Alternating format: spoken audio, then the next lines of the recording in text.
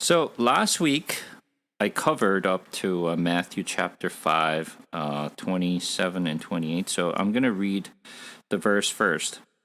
You have heard that it was said, "You shall not commit adultery." But I say to you that everyone who looks at a woman with lustful intent has already committed adultery with her in his heart. If your right eye cause you to sin, tear it out and throw it away. For it is better that you lose one of your members than that your whole body be thrown into hell. And if your right hand causes you to sin, cut it off and throw it away. For it is better that you lose one of your members than that your whole body go into hell. I kind of touched upon this last week. Anyone who actually had lust in their heart already committed adultery. So a lot of people say, well, I didn't do anything. There was no action. I never really had any physical contact with that, man or a woman. So I didn't really just commit any adultery. But according to the scriptures, it doesn't matter whether you have a physical contact or not. If you had the lustful minds in your heart, you already committed adultery. So people justify their thought as that, well, yes, I did have lust in my heart, but I didn't do anything. I didn't take any actions. It doesn't matter. This is one of the things you have to understand what's important. As I go through, this is something that you must keep in mind. Chapter 5, entire chapter 5, 6, and 7 is the Jesus' teaching from the mountain. Okay? Now, I want you to look back just to think about why it structures the way it is structured. So let's go back to chapter 5, the beginning of the chapter 5. So, beginning of the chapter 5, Jesus started talked about the Beatitude, which is about, 8 blessings, right? As I mentioned, it's not about the blessing that you will receive. This is the blessings of the people who already believed and already blessed. Those are the Beatitude. And as you pass the Beatitude, what is the topics that Jesus is talking about? Is about the salt and light. You are the salt and you are the light. We don't try to become a salt. We don't try to become a light. We are the salt. We are the light, period.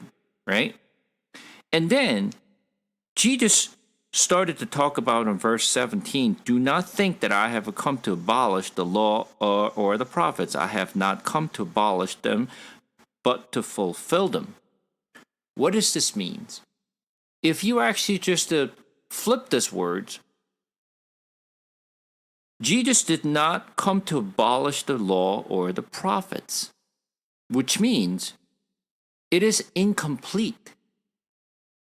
Law is incomplete. Is the law incomplete? Is imperfect? Law itself is perfect. It's complete. Then why Jesus is saying did not come to abolish the law or the prophet. I've not come to abolish them, but to fulfill them. How can he fulfill them? When you look at the 10 commandments and God's law, it's very simple. If you do this, either do it or don't do it. All right? Just look at the 10 commandments. Jesus is saying,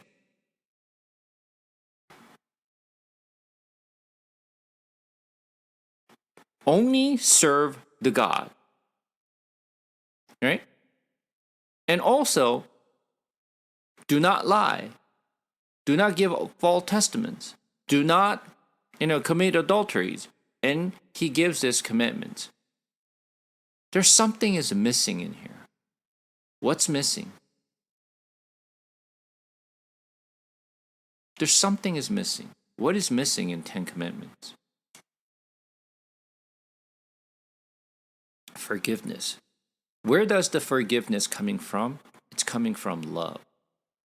The basis of the forgiveness is love.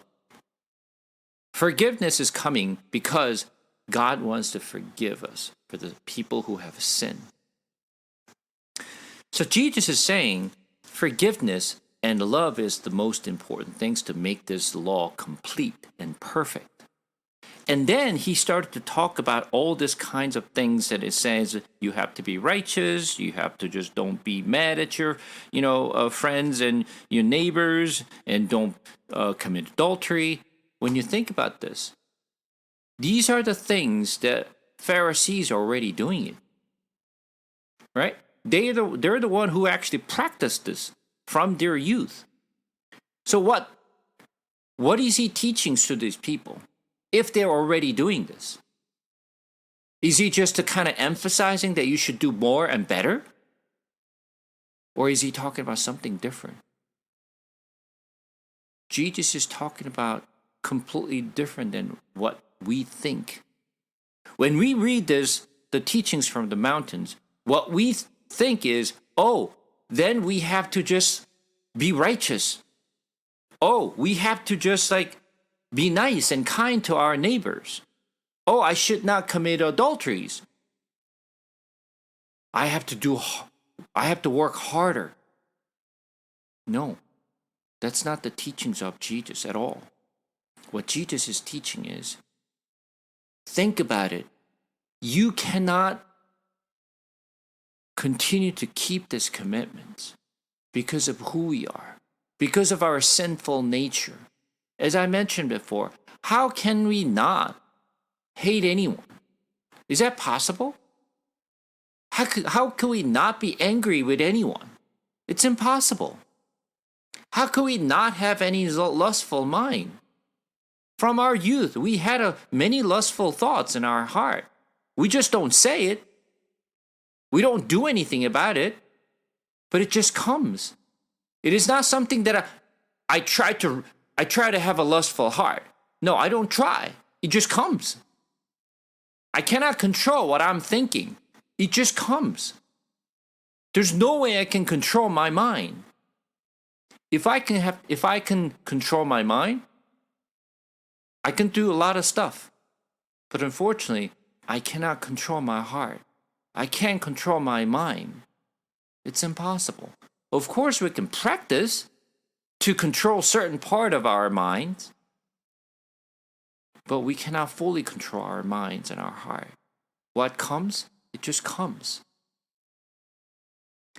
So, as I mentioned, according to the law, anyone who committed adultery, whether you actually take an action or not, you commit adultery.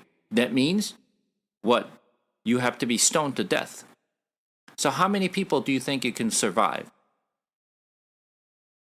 If this is the law, we have to do exactly what the law says. No one can survive. Everyone has to be stoned. But once again, I actually talked about the story of woman who was dragged out to Jesus. And people asked, what should we do? Should we stone her? And Jesus said, anyone who without sins, stone her. But no one was able to stone her because everyone was a sinner. And because she was brought out to Jesus, the woman who's supposed to die found the life. That's the story of John chapter 6. Same story here. It's not about, do control your mind so that you don't commit adultery. No, that's not what Bible is saying. God knows is naturally man and woman, we have lustful thoughts in our mind. It just comes. Verse 29 says, if your right eye causes you to sin, tear it out and throw it away, for it is better that you lose one of your members than that your whole body be thrown into hell. Let's think about this for a moment. Saudi Arabia, Iran, and many of the Islamic countries, they actually do this. They actually do it even today. They literally cut someone's hands and gouge out their eyes according to Quran, because Quran says the same thing. So then, I'm going to ask you this. when we have a lustful minds, and if we have actually, what comes to my mind, is that my eyes, left or right eyes, sin? Is that possible? My left or right eyes just sins? Only my right hand sin? Is that possible? So that if I actually sin, my left eyes, so I'll gouge out my left eyes. Oh, I have touched with my right hand, so I just cut off my right hand. So I no longer think about it? The lustful mind just go away because I gouge out my eyes and cut up my hands? Can any one hand, one eye sin? What about your brain? What about your heart? Maybe we should just gouge out our brain, gouge out our heart. Don't you think? Is it just one eye? Just one hand could sin? It's impossible. So, if you just do it the way the Bible say, well, there's no one who will have eyes. No one will have hands. No one will have their brains or their heart. It makes no sense. That's not the teachings of the Bible at all. And then he just started to talk about verse 31 says, verse 30 says, and if your right hand causes you to sin, cut it off and throw it away, for it is better that you lose one of your members and then that your whole body go into hell. But one thing he mentions is that we are just one part of our body cannot sin itself. It's just lots of things that we commit sins. So that means we could never be saved if we followed the law. And I just gave the examples of King David. He had to commit adultery. He actually killed someone. And he should have been stoned. But he was not stoned. He was spared. Same thing. If we have to just do it the way the law says, there's no one can survive.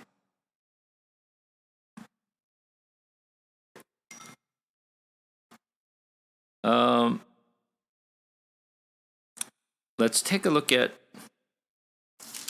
1 Corinthians chapter 7. 1 Corinthians chapter 7.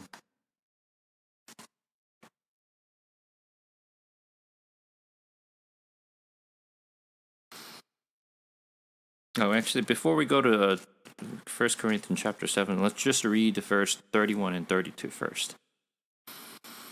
It was also said, whoever divorces his wife, let him give her a certificate of divorce. But if I say to you that everyone who divorces his wife, except on the ground of a sexual immorality, makes her commit adultery, and whoever marries a divorced woman commits adultery. This is very important for most of the Christians, right? So churches don't really just support divorce at all, right? Divorce is not something the church has advocated or just, agree with, especially in Catholic Church. If anyone who marries in Catholic, you cannot divorce. They will not allow anyone to divorce, according to this law. So then, as I mentioned, all this stuff that Jesus is talking about through these teachings, divorce is not encouraged. If you look at it from the moral law's perspective, that is correct. Divorce is not good, especially for Christians, right? But what if? What if you actually divorce? Does that mean God hates you and you will never be actually loved by God? It is that the law that Jesus is talking about your marriage to either marry or divorce? Many of the Christians and many of the believers have two misconceptions. First misconception is this: God must have a prepared for my husband and my wife, that I have to find them or find her. God must have designated someone for me in my life. I just have to meet that person, whoever that person is. If God has designated someone for me, I will meet that person one day. Is that true? God has appointed someone for me, and is that your husband, and is that your wife who God designated for you? Then you got married to that person? No. God never designated anyone for you. Neither your husband or wife was designated for you. Then how do we find our husband and wife? We just found someone that I want to get married. It's got nothing to do with God. It's got nothing to do with God. How is that possible? God must have actually appointed someone for us in our life. I want you to tell me who in the Bible that God designated either husband or wife to get married. Can you tell me one case in the Bible? Can you think of someone? Tell me. Eve. Eve? There was only one. There's no one else to get married. It's not a choice.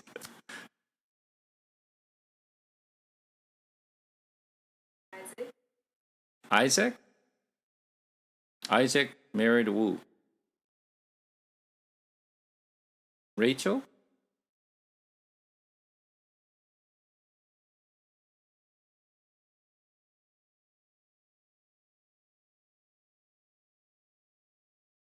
Isaac married to who?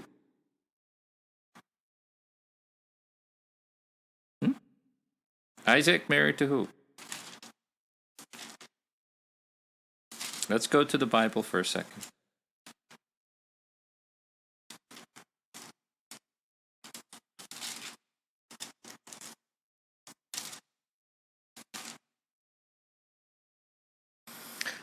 Isaac married to Rebecca. Yeah, Rebecca. How did Isaac found Rebecca?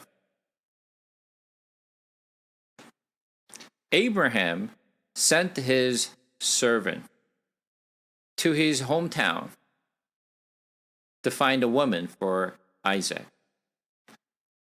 Is there anywhere in the Bible that says God has prepared and designated Rebecca for the wife of Isaac? Is that the servant found the Rebecca, or is that God actually designated Rebecca for Isaac?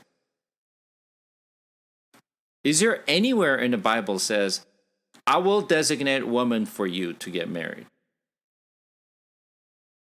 Is there anywhere in the Bible? Is there promise that God actually said Rebecca is your wife?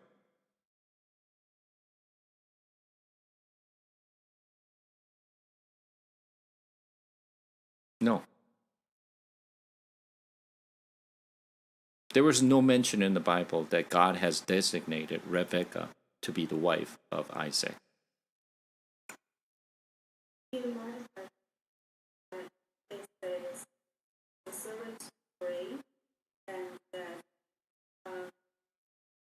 so if the girl says that the camel to take the water and black earth the wine using for your servant. So did God said anything? Did God ever says, yes, she is the one? Or the servant just prayed and woman happened to just to come?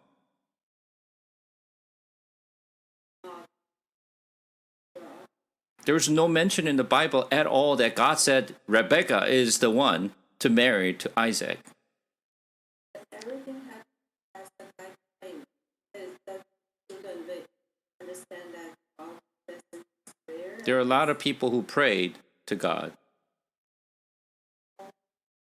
If it's really happened, Then we think that is answer from God, right? yeah. Well, we assume, right? But there was no promise that God actually said she is the one to marry to Isaac. It was the servant who decided. It wasn't God. It was Abraham and the servant. How to explain them as a coincidence?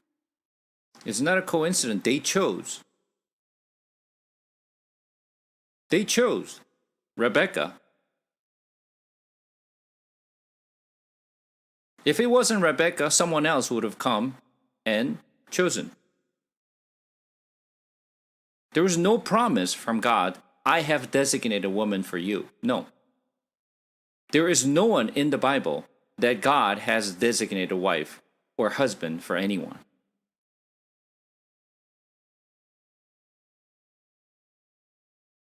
This is the one of the case that people always bring it up. But I want you to find me where God said, I designated woman or man for you. Out of our entire Bible. If God has a designated someone for the husband and wife, what about Solomon? God must have actually designated hundreds of a wife for Solomon, right? God must have prepared a lots of a wife for King David, right? Why not to other kings? Why not to other people?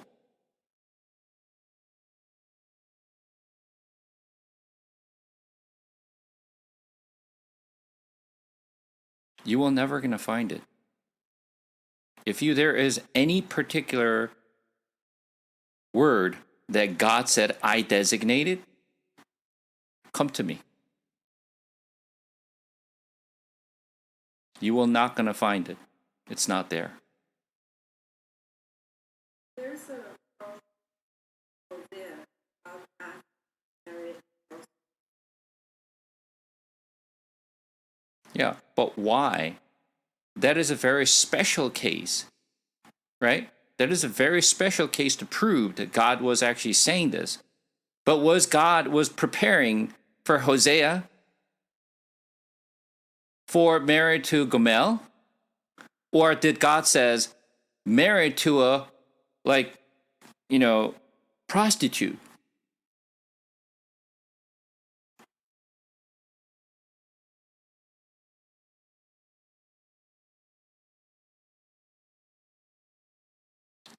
Anywhere in the New Testament also, do you find anyone was a designate for husband and wife? Did God prepare a wife for Moses, Noah, or anyone? If God designates someone, they should get married to that person, right? God should have mentioned somewhere in the Bible said, I have designated someone for you, either a husband or a wife. You're not going to find it. So what does that mean? We found our husband. We found our wife. That was our choice. Who's going to be responsible for that? God or me? It's me. It's me.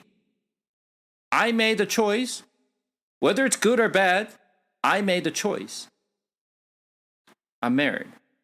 Don't say, God, why did you give me this husband? Why did you give me this wife? Don't complain to God. We made that choice. There's nothing to complain to God. God never designated anyone for us. It was our choice. And then we claim that, oh, because I'm married now, I cannot divorce.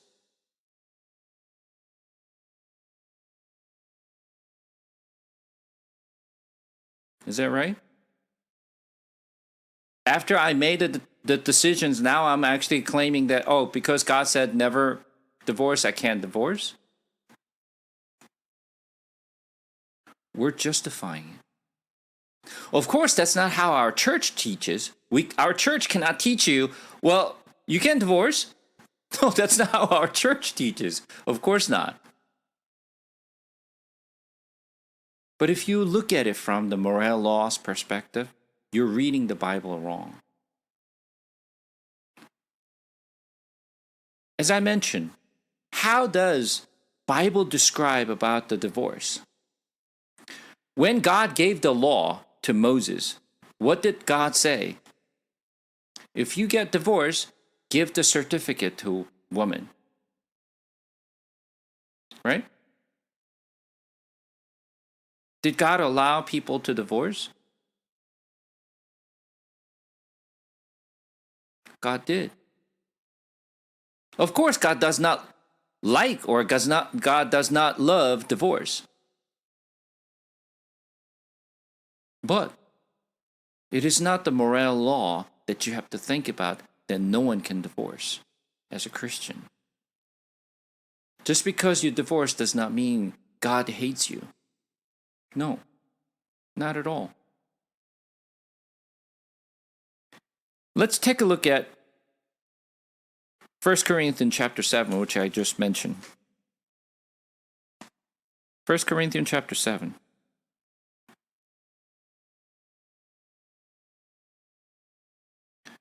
We're going to read from verse 1. Now concerning the matters about which you wrote, it is good for a man not to have a sexual relations with a woman.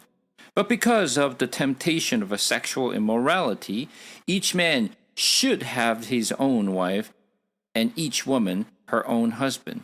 The husband should give to his wife her conjugal right, and likewise the wife to her husband. For the wife does not have authority over her own body, but the husband does. Likewise, the husband does not have authority over his own body, but the wife does.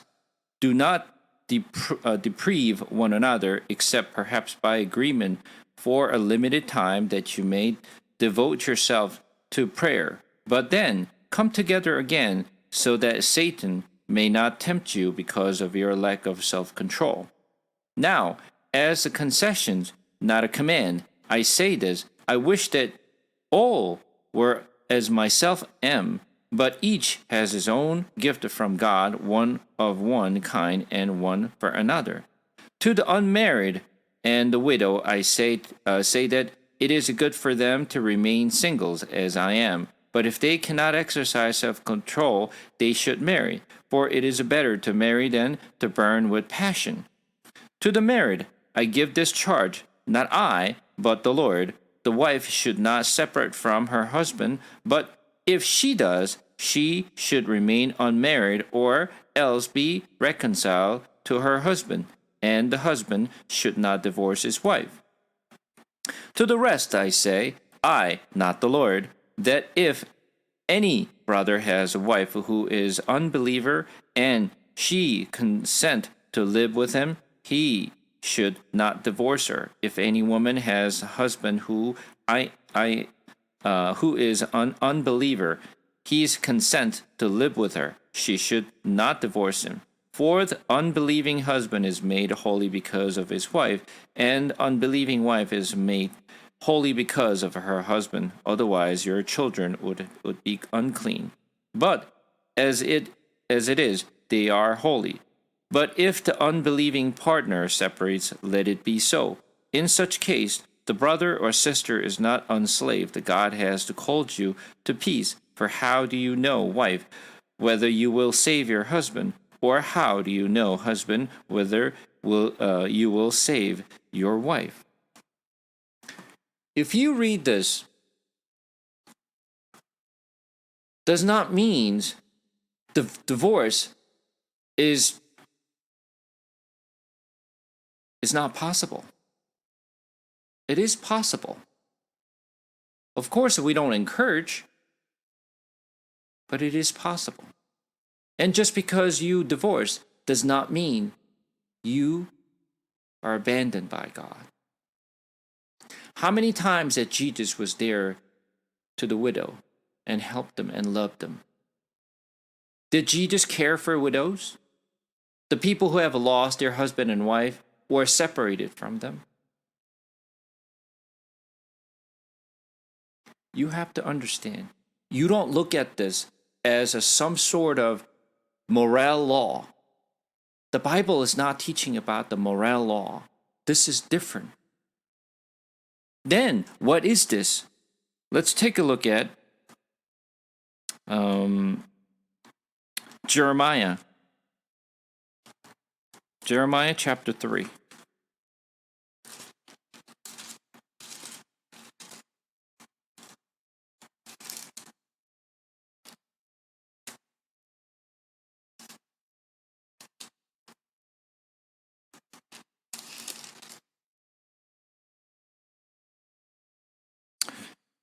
Jeremiah chapter 3, we're going to read from 6.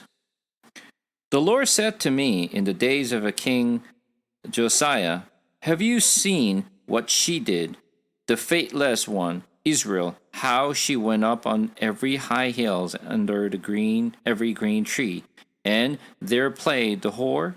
And I thought, after she has done all this, she will return to me. But she did not return, and her treacherous sister Judah saw it. She saw that for all the adulteries of the faithless one, Israel, I had sent her away with decree of divorce. Yet yet her treacherous sister Judah did not fear, but she too went and played the whore, because she took her whoresome lightly. She polluted the land and committed adultery with stone and tree. Yet for all this her treacherous sister Judah did not return to me with her whole heart, but in pretense, declared the Lord. I'm not going to read the entire the verse, but there is a story. Who is her in this context?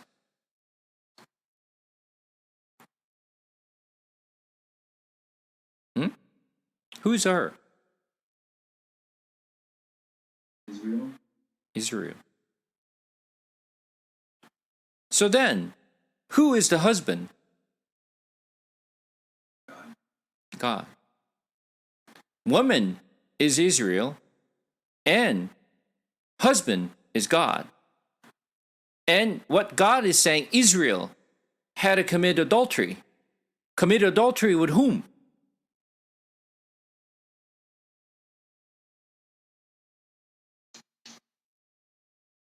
Who is the adulterer?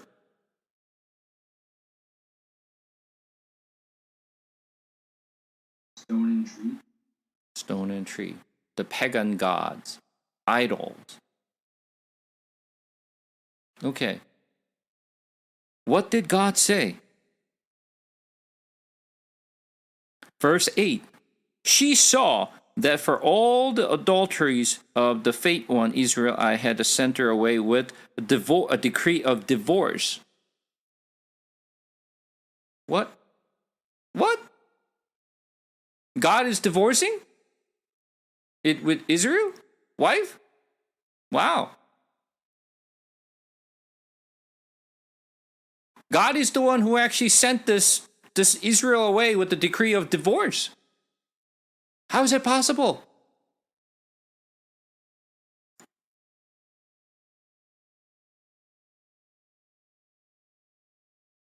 Of course, God does not love divorce.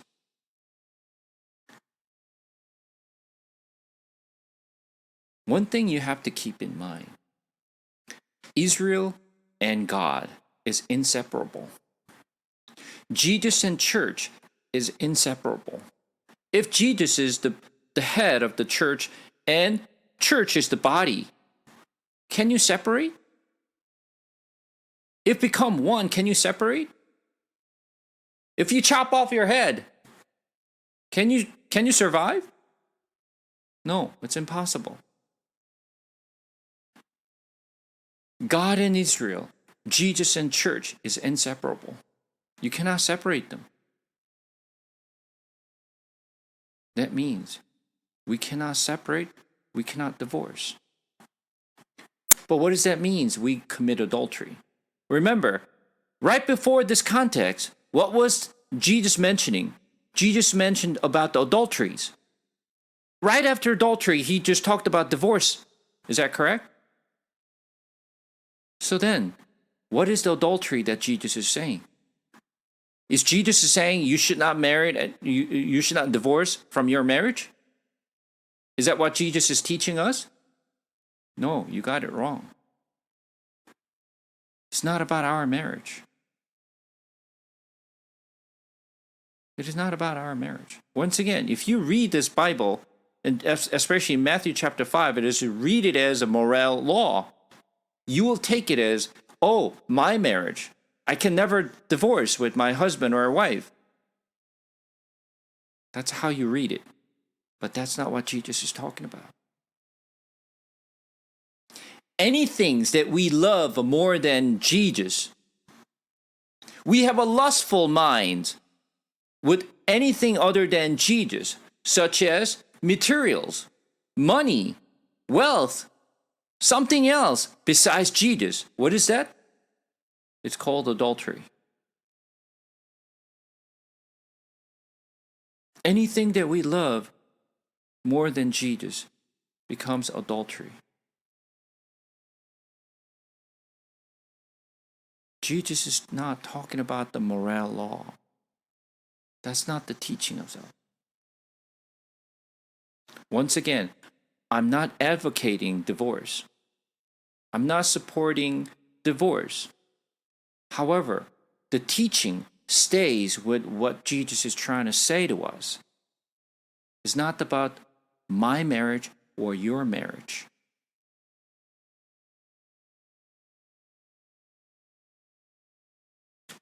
Coming back to Matthew chapter 6. Oh, it's already 11. Okay. Is that why, verse 32, if a man divorces his wife, he mentions except on the grounds of sexual morality? Is it like in reference to that? Correct. I wondered that. I was going to ask that question. Like, if this is just about why is it? That's why. Because this is why we cannot serve God and wealth at the same time. Because that is like commit adultery. Right? The same thing, like if we have a husband and a wife, we love someone else. Well, it's called adultery, right? Commit adultery in your heart. Correct. It's the same thing. It's not about, oh, I did not actually go out and worship the money. Well, what do we desire in our heart? We desire money, right? If money becomes more important than, Jesus in our life, that becomes, we're committing adultery. And that's exactly what Israel did. Not only that, if you actually take a look at,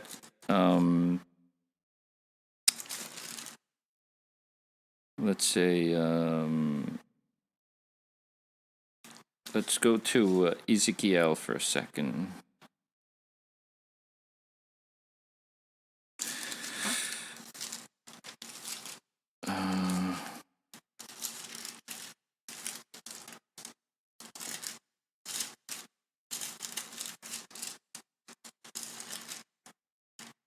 Ezekiel chapter 23. Ezekiel chapter 23.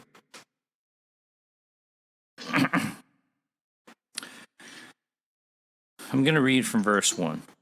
The word of the Lord came to me, Son of man, there were 2 women and the daughters of one mother. They play the whore in Egypt. They play the whore in their youth. Their breasts were pressed, and their virgin bosoms handled.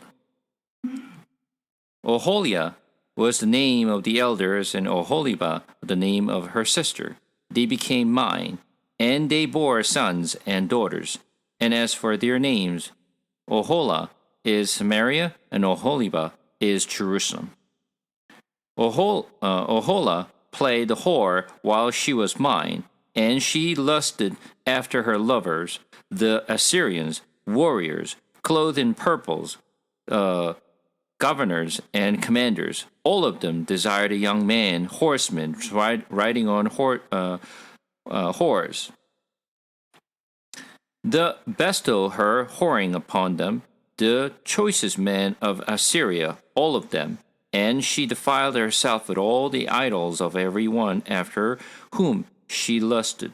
She did not give up her whoring that she had begun in Egypt, for in her youth man had laden with her and handled her virgin bosom and poured out their whoring lust upon her. Therefore I deliver her into the hands of her lovers, into the hands of Assyrians after whom she lusted. These uncovered her nakedness. They seized her sons and her daughters, and as for her, they killed her with the sword, and she became a byword among women when judgment had been executed on her. And the story goes on. So there's two women. Who are they? Oholah is Israel, Samaria, and Oholibah is Jerusalem. Who's her husband? God. She's talking about adultery, that Oholibah fell in love with Oholibah fell in love with Assyrians, and then Oholibah fell in love with what? All of the surrounding countries. It's all adultery. And God is actually talking about Israel and Samaria. They committed adultery. And God gave them to their hands of their lovers. And they're the one who destroy her. This is the story. It's not about my marriage. Of course, my marriage is a part of it too. But this is not. Jesus is talking about the moral law that you are forbid for divorce.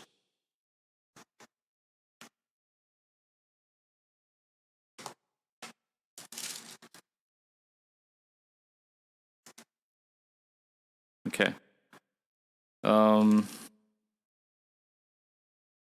So let's just cover up to this for today, and then we'll go on next week.